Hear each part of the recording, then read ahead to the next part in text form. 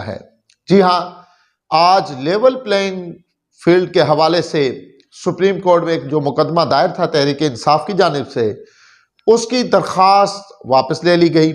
उस दौरान chief justice काजी फाइज ईसा और लतीफ खोसा के दरमियान गर्मा गर्म बहस हुई।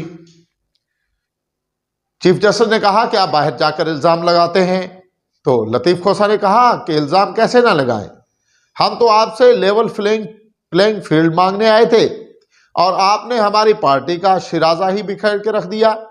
आपने हमसे बल्ले का निशान ही छीन लिया, जो एक गैर मुनसफाना फैसला था।